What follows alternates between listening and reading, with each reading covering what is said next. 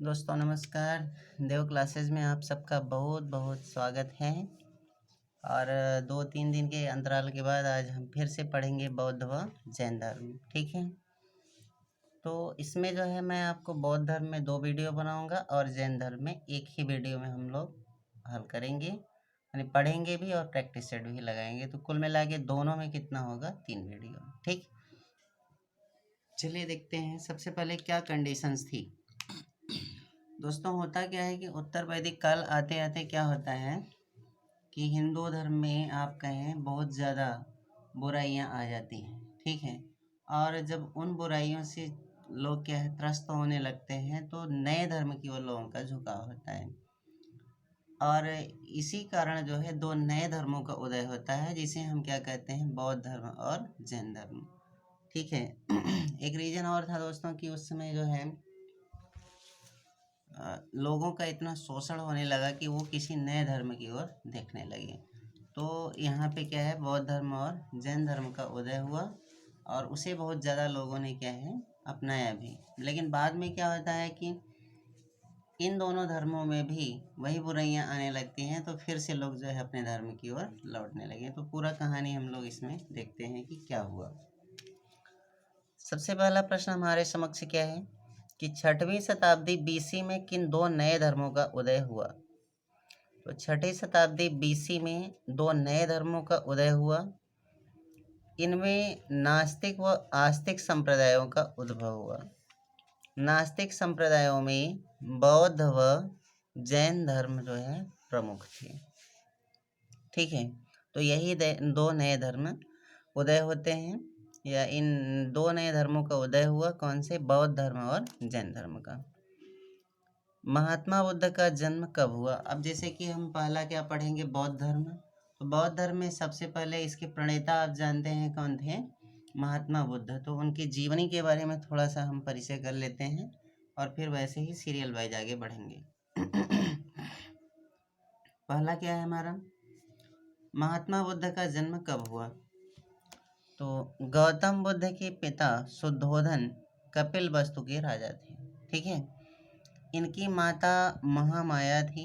यहाँ याद रखना है, इनके पिता कौन थे? शुद्धोधन। इनकी माता कौन थी? कोलीय वंश की कन्या थी और इनका नाम क्या था? महामाया। ठीक है, गौतम बुद्ध का जन्म 563 बीसी में लुम्बिनी वन में हुआ। लुम्बिनी वन कहाँ पर है दोस्तों? कपिल वस्तु में है, जो नेपाल का तराई क्षेत्र है। एक बात और ध्यान रखें कि जब कहा जाता है कि इनका जन्म लुम्बिनी वन में हुआ, तो इनकी माता महामाया जो है अपने मायके जा रही थी। ठीक है, तो वहीं पर रास्ते में इन्हें क्या है, लुम्बिनी वन में प्रसव पीड़ा उत्पन्न हुई और वहीं पर इनका क्या है, जन्म हो गया। इसका मतलब लुम्बिनी क्या है, एक प्रकार का जंगल टाइप्स का वन था। ठीक है, जन्म के 7वें दिन ही इनकी माँ की मृत्यु हो गई, अतः इनकी मौसी प्रजापति गौतमी ने इनका पालन पोषण किया। गौतम बुद्ध की कुंडली देखकर कौंडिल्य ऋषि ने भविष्यवाणी की थी कि या तो यह एक चक्रवर्ती राजा बनेगा या बहुत बड़ा सन्यासी बनेगा। अब दोस्तों इससे होता क्या है कि इनके पिता बड़े जो है चिंतित हो गए, क्योंकि वो नहीं चाहते थे कि ये क्या है कोई सन्यासी बने। वो चाहते थे कि यही लड़का हमारा क्या है राज्य संभालेगा। ठीक है, इसीलिए उन्होंने क्या किया कि इन्हें कभी भी महल से बाहर जाने ही नहीं दिया। इस तरह की कंडीशन उनके सामने आने ही नहीं दिया कि वे विरक्त भाव को उत्पन्न हो और सन्यासी बने। और यही सब के चलते उन्होंने क्या है, जल्द से जल्द इनका विवाह कर दिया, ताकि वो जो है घरेलू या गृहस्थ जीवन में लग जाएं और सन्यासी न बने। तो गौतम बुद्ध का विवाह कब हुआ? गौतम बुद्ध शुरुआत से ही शांत स्वभाव के थे। ठीक है, अतः इनका विवाह 16 वर्ष की आयु में यशोधरा के साथ हुआ, ताकि वे गृहस्थ जीवन की ओर भटक जाएं। मैंने आपसे बताया भी कि ताकि वो सन्यासी न बने, गृहस्थ जीवन की ओर भटक जाएं, वह सन्यास न ग्रहण करें। कुछ दिन बाद गौतम बुद्ध को एक पुत्र की प्राप्ति हुई, जिसका नाम राहुल रखा गया। अर्थ, जिसका अर्थ होता है एक और बंधन। ठीक है। गौतम बुद्ध किस कुल से संबंधित थे? तो गौतम बुद्ध शाक्य कुल से संबंधित थे, क्योंकि इनके पिता क्या है, शाक्य गण के मुखिया थे। अब यहाँ तक जो हमने पढ़ा उसको समझ लेते हैं एक बार फिर से। दो नए धर्मों का उदय कब हुआ? किन दो नए धर्मों का उदय हुआ? बौद्ध व जैन। गौतम बुद्ध के पिता का नाम शुद्धोधन, माता का नाम महामाया, कोलीय वंश की कन्या थी। 563 में गौतम बुद्ध का जन्म हुआ लुम्बिनी वन में, जो कपिल वस्तु में है। इनकी मौसी ने इनका पालन पोषण किया, प्रजापति गौतमी ने। और कौंडिल्य ऋषि ने भविष्यवाणी की थी, या तो यह लड़का एक चक्रवर्ती राजा बनेगा या तो बहुत बड़ा सन्यासी। ठीक है। इनका विवाह यशोधरा के साथ हुआ और इन्हें राहुल नामक पुत्र की प्राप्ति हुई, जिसका अर्थ होता है एक और बंधन। अब आगे देखते हैं, गौतम बुद्ध ने गृह त्याग कब किया? तो एक दिन भ्रमण के दौरान गौतम बुद्ध ने 4 दृश्य देखा: वृद्ध व्यक्ति, बीमार व्यक्ति, मृत व्यक्ति और सन्यासी। इन चारों दृश्यों में उन्होंने देखा कि एक प्रसन्न चित्त मुद्रा में सन्यासी घूम रहा है, अतः उन्होंने संन्यास लेने का निर्णय किया। दोस्तों, होता क्या है कि वृद्ध व्यक्ति को देखा तो वह भी कष्ट में था, बीमार व्यक्ति को देखा वह भी कष्ट में था, और मृत व्यक्ति को देखा तो भी लोग उसके लिए तड़प रहे थे, रो रहे थे। और उन्होंने क्या देखा कि चौथा दृश्य जो था, एक सन्यासी वह प्रसन्न चित्त मुद्रा में खुश होकर जा रहा था। उसी से उन्हें लगा कि यही सबसे बड़ा जो है खुश पर्सन है, दुख से परे है, और इसीलिए उन्होंने क्या किया, संन्यास लेने का निर्णय। अतः 29 वर्ष की आयु में उन्होंने गृह त्याग दिया और ज्ञान की प्राप्ति में चल दिए। दोस्तों, उनके गृह त्याग को क्या कहा जाता है? तो इसे कहा जाता है धर्म चक्र प्रवर्तन। ठीक है। अब जब ज्ञान की प्राप्ति के लिए चले तो उन्हें गुरु की भी तलाश रही होगी।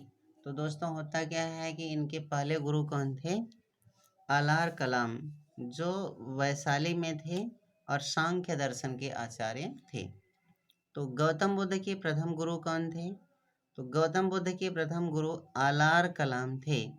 आलार कलाम वैशाली के थे और सांख्य दर्शन के आचार्य थे। किंतु इनसे उन्होंने सांख्य दर्शन की शिक्षा ली तो बहुत ज़्यादा उन्हें जो है ज्ञान आदि की प्राप्ति नहीं हुई, ना तो उन्हें कुछ अच्छा लगा, इसीलिए उन्होंने इस दर्शन को छोड़कर चले आए। इनके दूसरे गुरु थे रुद्रक रामपुत्र, जो राजगृह से थे, लेकिन फिर भी उन्हें ज्ञान की प्राप्ति नहीं हुई। अंततः वे बोधगया में पहुँचे और एक पीपल बोधि वृक्ष के नीचे 45 दिनों तक कठोर तपस्या की, और बौद्ध पूर्णिमा के दिन इन्हें ज्ञान की प्राप्ति हुई। एक इम्पॉर्टेंट बात यह है कि बौद्ध पूर्णिमा को ही इनका जन्म हुआ, बौद्ध पूर्णिमा को ही इन्हें ज्ञान की प्राप्ति हुई, और बौद्ध पूर्णिमा को ही इनकी मृत्यु हुई। ठीक है। इसे बौद्ध धर्म में बुद्धत्व कहा गया। इन्हें इसके बाद तथागत व बुद्ध के नाम से जाना जाने लगा। इन्हें शाक्य मुनि तथा लाइट ऑफ एशिया भी कहा जाता है, ये भी याद रखना है। इनके प्रिय शिष्य आनंद थे और इन्होंने आधुनिक फाल्गु नदी निरंजना इन्हें आधुनिक फाल्गु नदी, जिसे उस समय क्या कहा जाता था, निरंजना नदी के तट पर ज्ञान प्राप्त हुआ। ठीक है। और दोस्तों, तभी हमने थोड़ा सा मिस्टेक से बोल दिया था, इनके गृह त्याग को महाभिनिष्क्रमण कहा जाता है। धर्मचक्र प्रवर्तन इनके पहले उपदेश को कहा जाता है। ठीक है। तो याद रखना है, गौतम बुद्ध के गृह त्याग को क्या कहा जाता है? महाभिनिष्क्रमण। ठीक। गौतम बुद्ध ने अपना पहला उपदेश कहाँ दिया? तो गौतम बुद्ध ने अपना पहला उपदेश 5 ब्राह्मणों को सारनाथ में दिया, जिसे क्या कहा जाता था? ऋषि पत्तन। इसे ही बौद्ध धर्म में धर्म चक्र प्रवर्तन कहा गया। ठीक है। गौतम बुद्ध ने सर्वाधिक उपदेश कहाँ दिए? तो गौतम बुद्ध ने सर्वाधिक उपदेश श्रावस्ती में दिए, जबकि इनके सर्वाधिक शिष्य कहाँ हुए? कौशल में हुए। ठीक है। महाभिनिष्क्रमण की संज्ञा से किसे जाना जाता है? ठीक है। तो 29 वर्ष की अवस्था में गौतम बुद्ध ने गृह त्याग दिया, जिसे बौद्ध ग्रंथों में महाविनिष्क्रमण की संज्ञा दी गई। ठीक है।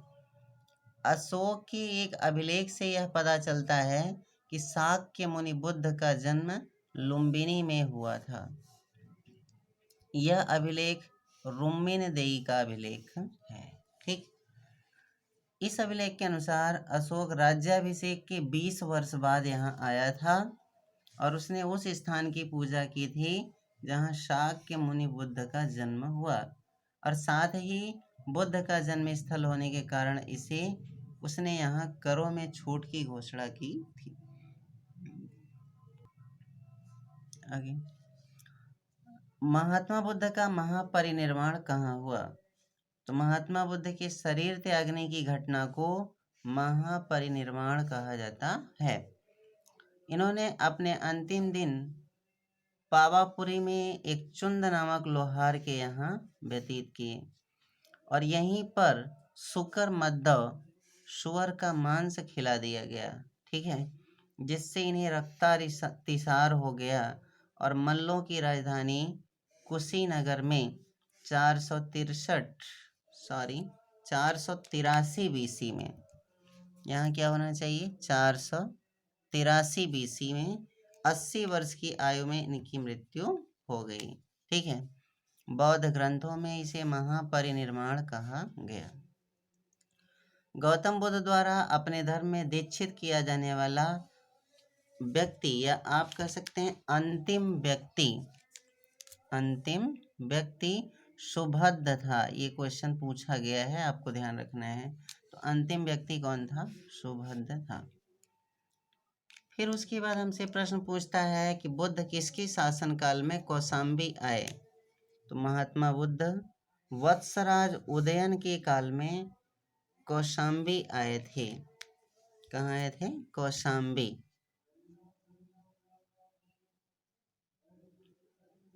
आगे देखते हैं हम लोग। अब इसके बाद हम पढ़ लेते हैं थोड़ा बौद्ध संगीतियों के बारे में। तो प्रथम बौद्ध संगीति की अध्यक्षता किसने किया था?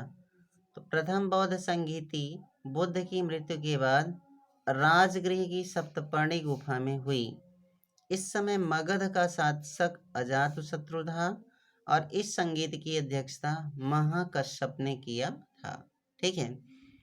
इसमें बुद्ध के प्रमुख शिष्य आनंद व उपालि भी उपस्थित थे। इसमें बुद्ध की शिक्षाओं का संकलन किया गया, मतलब जो बुद्ध ने अपने शिक्षाओं को दिया था उन सभी को एकत्रित करके एक संकलन किया गया और इसे ही क्या नाम दिया गया? सुत्त व विनय पिटक। ठीक है। और उन्हें 2 पिटकों में विभाजित कर दिया गया। भारतीय कला में बुद्ध के जीवन की किस घटना का चित्रण मृग सहित चक्र द्वारा हुआ है? तो भारतीय कला में बुद्ध के जीवन का प्रथम उपदेश को का चित्रण मृग सहित चक्र द्वारा हुआ है। बुद्ध ने अपना प्रथम उपदेश सारनाथ में मृगदाव, आप कह सकते हैं ऋषि पत्तन में दिया था। अब दोस्तों थोड़ा सा इनके जीवन से संबंधित कुछ प्रतीक चिन्हों को देख लेते हैं और उससे संबंधित तथ्यों को। जैसे कमल, तो इनके जीवन में कमल क्या है? जन्म का प्रतीक है। हाथी गर्भ में आने का प्रतीक है। सांड यौवन का प्रतीक है और घोड़ा गृह त्यागिया महाविनिष्क्रमण का प्रतीक है। ठीक है। इसके बाद शेर समृद्धि का प्रतीक है या विकास का प्रतीक है।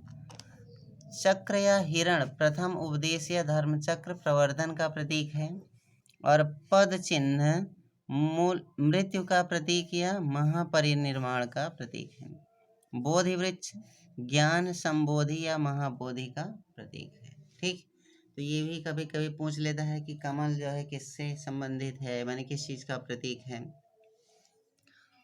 फिर हमारा प्रश्न क्या है? करमापा लामा तिब्बत की बुद्ध संप्रदाय की किस वर्ग का माना जाता है? तो करमापा लामा तिब्बत के बौद्ध संप्रदाय के कंग्यूपा वर्ग से संबंधित है। ठीक है, ये ध्यान रखना है। बोधगया में महाबोधि मंदिर कहाँ बनाया गया? तो जहाँ गौतम बुद्ध को ज्ञान प्राप्त हुआ वहाँ पे बनाया गया। फिर हम लोगों का है कि बुद्ध के उपदेश किससे संबंधित हैं? तो महात्मा बुद्ध के उपदेश आचरण की शुद्धता और पवित्रता पर आधारित थे। बुद्ध के उपदेशों में आत्मा संबंधी विवाद नहीं है और धार्मिक कर्मकांडों की बुद्ध ने आलोचना किया था। कौन बुद्ध के जीवन काल में ही संघ प्रमुख होना चाहता था? तो देवदत्त उनका चचेरा भाई, देवदत्त उनका चचेरा भाई। ठीक है। बौद्ध संघ में भिक्षुणी के रूप में स्त्रियों का प्रवेश कहाँ दिया गया? स्त्रियों को प्रवेश कहाँ दिया गया? तो अपने प्रिय शिष्य आनंद के कहने पर गौतम बुद्ध ने वैशाली में स्त्रियों को बौद्ध संघ में भिक्षुणी के रूप में प्रवेश दिया। बौद्ध संघ में प्रवेश पाने वाली प्रथम स्त्री प्रजापति गौतमी थी, माने उनकी मौसी थी। अष्टांगिक मार्ग की संकल्पना क्या है? तो धर्मचक्र प्रवर्तन सुत्त की विषय वस्तु की संकल्पना का अंग है। अष्टांगिक मार्ग धर्मचक्र प्रवर्तन सुत्त की विषय वस्तु की संकल्पना का अंग है। गौतम बुद्ध ने चतुर्थ आर्य सत्य में दुख का उपाय बताया। इसे दुख निरोध गामिनी प्रतिपदा भी कहा गया। ठीक है, अष्टांगिक मार्ग को दुख निरोध गामिनी प्रतिपदा भी कहा गया। इसे मध्यम प्रतिपदा या मध्यम मार्ग भी कहते हैं। इसमें 8 सोपान हैं जिन्हें अष्टांगिक मार्ग कहते हैं। क्या कहते हैं? अष्टांगिक मार्ग। कौन कौन से हैं? सम्यक वाणी, सम्यक कर्म, सम्यक आजीविका, सम्यक व्यायाम, सम्यक स्मृति, सम्यक संकल्प, सम्यक दृष्टि और सम्यक। दोस्तों लिखने में थोड़ा सा मिस्टेक हो गया, सम्यक ज्ञान होता है। ठीक है, तो 8वां आपका क्या है? सम्यक ज्ञान। नेक्स्ट क्वेश्चन है दोस्तों, त्रिपिटक क्या है? तो त्रिपिटक बुद्ध के उपदेशों का संग्रह है। त्रिपिटक बौद्ध ग्रंथों में सर्वाधिक महत्वपूर्ण है। बुद्ध की मृत्यु के बाद उनकी शिक्षाओं को 3 भागों में बांटा गया। इन्हीं को त्रिपिटक कहा गया। पहला क्या है? विनय पिटक। इसमें संघ के नियमों का संकलन है। इसका संकलन उबाली ने किया। सुत्त पिटक, यह उपदेशों का संकलन है। बुद्ध के उपदेशों का संकलन है और इसका संकलन आनंद ने किया। अभिधम्म पिटक, इसमें बौद्ध धर्म दर्शन दिया गया है। इसका संकलन मुग्गलिपुत्र तिस्स ने किया। फिर अगला प्रश्न है, बुद्ध की 80 फुट की प्रतिमा जो बोध गया में है किसके द्वारा निर्मित की गई? तो जापानियों के द्वारा। यह प्रतिमा लाल ग्रेनाइट व बलुई पत्थरों से निर्मित है। सुल्तानी युग में बौद्धों की कौन सी शाखा सबसे प्रभावशाली थी? तो वज्रयान शाखा सबसे अधिक प्रभावशाली थी। इस सिद्धांत का प्रतिपादन मंजूश्री मूलकल्प ने किया। उसमें है, गौतम बुद्ध को एशिया का ज्योतिपुंज, द लाइट ऑफ एशिया कहा जाता है। यह पुस्तक किसकी रचना है? तो यह पुस्तक एडविन अर्नाल्ड की पुस्तक है। यह ललित विस्तार की विषय वस्तु पर आधारित है। इस पुस्तक का प्रकाशन 1879 में लंदन में किया गया था। बौद्ध धर्म चतुर्थ बौद्ध संगीति के बाद हीनयान व महायान में बंट गया। दोनों में क्या अंतर है? तो हीनयान में बुद्ध को महापुरुष माना गया, जबकि महायान में उन्हें देवता माना गया। चतुर्थ बौद्ध संगीति में ही बुद्ध को देवता माने जाने लगा और उनकी पूजा की जाने लगी। देवता का स्थान उन्हें कनिष्क के काल में ही दे दिया गया था। प्राचीन काल में बौद्ध शिक्षा के केंद्र कौन से विश्वविद्यालय थे? तो प्राचीन काल में बौद्ध शिक्षा के 3 प्रमुख केंद्र थे, नालंदा, वल्लभी और विक्रमशिला। नालंदा बिहार में है। यह महायान बौद्ध शिक्षा का प्रमुख केंद्र था। ठीक है। वल्लभी गुजरात के काठियावाड़ क्षेत्र में है। यह बौद्ध शिक्षा व संस्कृति का प्रमुख केंद्र है। और विक्रमशिला विश्वविद्यालय बिहार में पत्थरघाट पहाड़ी पर स्थित था। इसकी स्थापना पाल शासक धर्मपाल ने की थी। यह बौद्ध शिक्षा का प्रमुख केंद्र था। अब देखते हैं दोस्तों थोड़ा सा प्रमुख बौद्ध संगीतियाँ उस किस समय हुई, उसके शासक कौन थे, किस स्थान पर हुई, क्या कार्य हुए। तो प्रमुख बौद्ध संगीतियाँ। पहली बौद्ध संगीति 483 ईस्वी में राजगृह में हुई। ठीक है, सप्तपर्णी गुफा में। शासक था अजातशत्रु, अध्यक्ष थे महाकश्यप। और सुत्त व विनय पिटक में ये क्या है, मैंने इसकी रचना की गई। 383 बीसी 100 साल बाद हुआ। दूसरा वैशाली में हुआ। कालाशोक शासक थे और शावक मीर अध्यक्ष थे। स्थविर व महासांघिक में ये क्या है, बट गया। 251 बीसी तीसरी बौद्ध संगीति पाटलिपुत्र में। अशोक राजा थे और मोगलीपुत्र तिस्य जो है अध्यक्ष थे। अभिधम पिटक की रचना की गई। चौथी बौद्ध संगीति 100 ईस्वी में लगभग। कुंडलवन कश्मीर में कनिष्क राजा था। वसुमित्र क्या है, अध्यक्ष थे। अश्वघोष इसमें क्या है, उपाध्यक्ष थे। ये बहुत जरूरी है, इसको याद रखेंगे। हीनयान व महायान में विभाजन हो गया। ठीक। और लास्ट 7वीं जो है संगीति एक तरह से कह सकते हैं सम्मेलन कन्नौज में हुआ। हर्षवर्धन राजा था। वेनसांग इस समय जो है अध्यक्ष थे और महायान को श्रेष्ठ बताया गया। तो ये थे पहले वीडियो में प्रमुख बातें बौद्ध धर्म के बारे में। मिलते हैं दूसरे वीडियो में, तब तक के लिए धन्यवाद, नमस्कार।